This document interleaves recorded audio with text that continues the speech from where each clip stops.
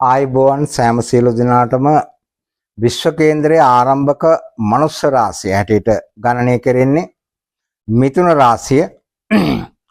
පළමුවන රාශිය මේෂ රාශිය එළුවෙකුගෙන් නියෝජනය වෙනවා. දෙවැන්න වෘෂභය ගවයෙකුගෙන් නියෝජනය වෙනවා.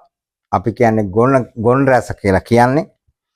තුන්වෙනි භාවයේ තමා මේ මානවයාගේ ආරම්භක රාශිය හැටියට හැඳින්වෙන මිථුන රාශිය. තරුණ තරුණියන් යුවලක් එහෙම නැත්නම් ජෝඩුවක් නියෝජනය කරමින් ද්විස්වභාව රාශියක් විශ්ව කේන්ද්‍රයේ තුන්වෙනි රාශිය. පොඩි කෙටි විවරණයක් 2026 ජුනි මාසයේ දැන් ඔබේ ධනස්ථානගතව 7 වෙනි සහ 10 වෙනි අධිපති දෙයියන්ගේ ගුරු සුරගුරු කටක රාශියේ උච්ච තත්වයට පැමිණියා. බොහෝ දෙනෙක් විවිධ සිතුවිලි ඔස්සේ බොහොම විචිකිච්ඡාවෙන් පසු වන අවස්ථාවක්. අනේ මට මේ දේ කරගන්න පුළුවන් වේද? මගේ විවාහ ජීවිතය සාර්ථක වේද? මට විවාහයකට යන්න පුළුවන් වේද? මට විදේශගත වෙන්න පුළුවන් වේද? මගේ උසස් අධ්‍යාපන වරම මට ලැබෙයිද? ඔය අනාදි වශයෙන් ඉතින් මේ පුතග්ජන අපිට විවිධ සිතුවිලි පහළ වෙනවා.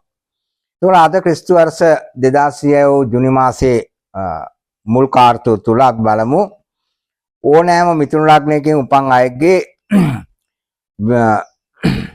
අත්පෙත් යෝගය එහෙම නැත්නම් භද්‍රා යෝගය උදා කරමින් ලග්නාධිපති බුධ සිකුරු සමග ලග්නගතව ගෝචර වශයෙන් ගමන් ගන්නවා. ධනස්ථානයේ ගුරු ග්‍රහය උච්චව ගමන් ගන්නවා. තුන්වැන්නේ කේතු, හතරවැන්න මාතෘ ස්ථානයේ, පස්වැන්න පුත්‍ර ස්ථානයේ, හයවැන්න රෝග ස්ථානයේ. කිසිදු ග්‍රහයක් නැහැ. දෙවැන්නාධිපති සඳු විවාහ ස්ථානගත වෙනවා. කටක රාශිය අධිපති ධනු රාශියෙත් ධනු රාශිය අධිපතියා කටක රාශියෙත් මහා පරිවර්තන යෝගයක් උදා කරමින් ගෝචර වශයෙන් මේ ගමනාන්තයේ දෙන්නේ. අටවැන්න වූ මාරක ස්ථානයේ කිසිදු ග්‍රහයක් නැහැ. නවවැන්න වූ පුණ්‍ය ස්ථානයේ රාහු, දහවැන්න වූ කර්ම ස්ථානයේ සෙනසුරු, 11වැන්න වූ ආය ස්ථානයේ ආය ස්ථානාධිපති ලෙසින් අඟහරු ග්‍රහය කුජ ග්‍රහය තැන්පත් වෙනවා. 12වැන්නේ වෘෂභ රාශියේ රවි ග්‍රහය ආත්මකාරක රවි ඔබේ තුන්වැන්න ආධිපති වික්‍රම ස්ථානාධිපති 12වැන්නේ ගමන් ගන්නවා.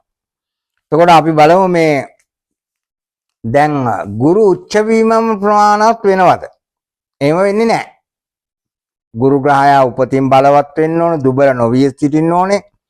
ඒත් එක්කම ගෝචරයෙන් බලවත් වෙන ගුරු උපතේදී යම් විදියකින් 7 වෙනි රාශිය, 10 වෙනි රාශිය, 11 වෙනි රාශිය, ඒ වගේම 9 වෙනි රාශිය වගේම පස්වැන්න, 7වැන්න, 9වැන්න, 10වැන්න, 11වැන්න කියන රාශි පහෙන් එක්කනම් හිටියේ ඉතා ප්‍රශස්ත ප්‍රතිඵල. ඒ කියලා කියන දෙවැන්න, පස්වැන්න, 7වැන්න, 9වැන්න, 10වැන්න සහ 11වැන්න. මොකද 10 ගුරුටම අයත් රාශියක්. එහෙම ඉන්නවද කියලා බලන්න. එතකොට දැන් මේ අවස්ථාවේ මිථුන ලග්නයෙන් උපන් ඔබට යෝගකාරකෙක් හැටියට ක්‍රියාත්මක වෙනවා.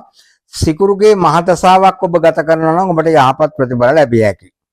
ඒ වගේම ගුරුගේ මහදසාවක්, ඒ වගේම ඔබට ලග්නාධිපති බුධගේ මහදසාවක්, ඒ වගේම ආත්මකාරක රවි තුන්වැන්න ආධිපති ඔහුගේ මහදසාවක් සහ සෙනසුරු උපතින් බලවත් විය යුතුයි. පස්වැන්නේ සෙනසුරු තැන්පත් නම් සෙනසුරුගේ මහදසාවකුත් එක්තරා දුරකට ඔරොත්තු දෙන තත්ත්වයක් පවතී. විශේෂයෙන් සුභ ග්‍රහයන්ගේ මහදසා අන්තර්දසා, විශේෂයෙන් සඳු බුධ ගුරු සිකුරු යන ග්‍රහයන් සහ රවි ග්‍රහයාගේ මහදසාවත් ඔබට යහපත්. ඒකම බලන්න මේ ඔබේ උපතින් ගුරු ග්‍රහයා දෙවැන්නේ හිටියද, සඳු ග්‍රහයා 10වැන්නේ හිටියද කියලා. එහෙම නැත්නම් ගුරු සෙනසුරු සමග 9වැන්නේ හෝ 10වැන්නේ තැන්පත්ව සිටියා නම් පූර්ණ ධර්ම කර්මාධිපති රාජයෝගයේ ඔබේ ජනන පත්‍රයේ ක්‍රියාත්මකයි. එම රාජයෝගයට අනුයුක්ත ගුරු සහ සෙනසුරු දෙදෙනා එකතු වීමෙන් තමයි මිථුන ලග්නයේ මෙන්න මේ ප්‍රතාපවත් මහා යෝග බලය සක්‍රිය වන්නේ. එයත් 10වැන්න හෝ 9වැන්න නම් වඩා ප්‍රශස්ත ප්‍රතිඵල ලැබිය හැකියි. දැන් 11වැන්නේ මේ ස්ථාපිත වුවොත් සෙනසුරු ග්‍රහයා දුර්වල තත්ත්වයකටපත් වෙනවා. මේෂ රාශියේ සෙනසුරු නීචයි. එතකොට ගුරු මේෂයට මිත්‍රයි.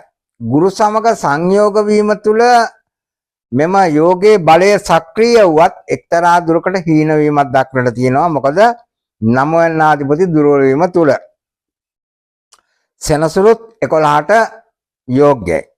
ගුරු ග්‍රහයත් 11ට යෝග්‍යයි. නමුත් භාවයේදී අදාළ ග්‍රහයා දුර්වල වෙනවා නම් නීච තත්ත්වයටපත් වෙනවා නම් බල රහිත වීමත් තුල එම යෝගයේ බලය සක්‍රීය වීම බොහොම මන්දගාමී වනු ඇති. ඒත් එක්කම බලන්න ඔබේ උප්පත්තියේදී සඳු ග්‍රහයා 10 වැන්න හෝ 7 වැන්නේ ගුරු දෙකේ උපතේදී. අපි මේ කියන්නේ උපතේදී. මහා පරිවර්තන යෝග 28ක්. මධ්‍යම පරිවර්තන යෝග 8ක්. 28යි 8යි 36යි. ඊළඟට දෛන්‍ය යෝග 30ක්. ඒක අසුභ යෝග. පරිවර්තන මහා පරිවර්තන යෝග 66ක් මේ කොටු 12 තුල සිද්ධ වෙනවා. ඒ සිද්ධ වෙන එකෙන් පළවෙනි 28ට අයත් මහා පරිවර්තන යෝග දෙකක් මම නම් කළේ.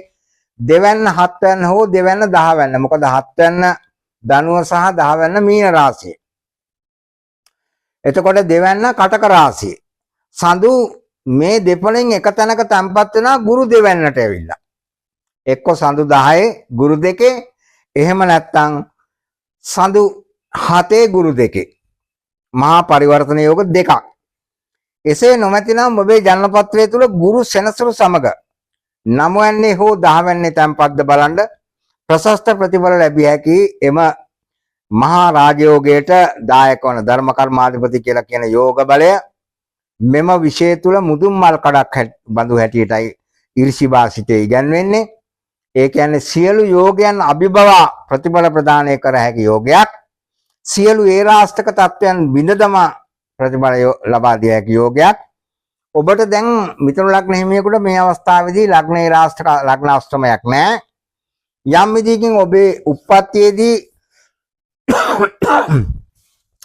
තුන්වෙනි භාවයේ සඳු හෝ 10 වෙනි භාවයේ චන්ද්‍රය තැන්පත්ව සිටියා නම් චන්ද්‍ර ලග්න හෝ චන්ද්‍ර ලග්න අෂ්ටමයක් විය හැකියි. තුන්වැන්නේ සඳු සිටියා නම් චන්ද්‍ර ලග්න අෂ්ටමයක්, 10 වැන්නේ සඳු තැන්පත්ව සිටියා නම් එම චන්ද්‍ර ලග්නයට තමයි සෙනසුරු ඇවිල්ලා ඉන්නේ. එතකොට ඔබේ අර මන් නම් කරපු විදිහේ මහා පරිවර්තන යෝගයක් හෝ ධර්ම කර්මාධිපති යෝගයක්, එහෙම නැත්නම් ගුරු ග්‍රහයා ලග්නේ සඳු 7, එහෙම නැත්නම් ගුරු 3 සඳු 9, එහෙම නැත්නම් ගුරු 10 සඳු 4 සහ ගුරු 11 චන්ද්‍රයා 5 නම් ප්‍රතාපවත් තවත් යෝග බලයක් ගජකේසර යෝගය. ගජ කියන තාට කේසර කියන සිංහයට අත්සිංහ කියන ප්‍රබල සත්වයින් දෙදෙනා ඒක රාශි වූවාද ඒ හා සමාන බලයක් ඔබට ජන්මයෙන් උරුම කර්ම කටියට ලැබී තියෙනවා. ඔබ ජීවිතේ වැටෙන්නේ කෙදිනකෝ උප්පත්ති තත්ත්වයේ වැඩි සියක් ගුණයක් ඉහළට ගමන් කරන බව පැහැදිලි කරනවා.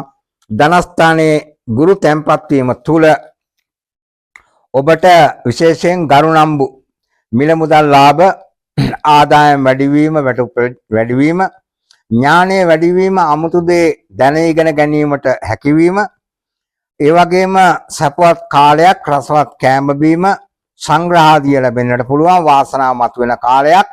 හැබැයි අර ඉහත කී පරිවර්තන යෝගයක් හෝ ධර්ම කර්මාධිපති යෝගය හෝ ගජකේසර යෝගය වගේ යෝගයකට අනුයුක්ත නම් නොයසේනම් ගුරු ග්‍රහයා උප්පත්තියේදී විවාහ ස්ථානගත නම්, කර්මස්ථානගත නම්, ඒ කියන්නේ රැකියා ස්ථානයේ 10 වැන්නේ තැන්පත් නම්, ගුරුගේම තැන්පත් රාශියක තැන්පත්ව සිටියා නම් ධනුමීන යන එසේනම් ගුරු වංශ යෝගයෙන් ඔබ උප්පත්ති ලැබලා තියෙන ඔබට ඉතා ප්‍රශස්ත ප්‍රතිඵල ගුරු උච්ච වීම තුල දෙවැන්න තුල මේ කාලය තුල ලබාගත හැකි බව පැහැදිලි ලෙස අනාවරණය කරනවා. ඔබ සැමට මිථුන රාශියෙන් උපන් ඔබ සැමට නිදුක් බව, නිරෝගී බව, චිර ජීවනයේ ප්‍රාර්ථනා කරනවා. තෙරුවන් සරණයි.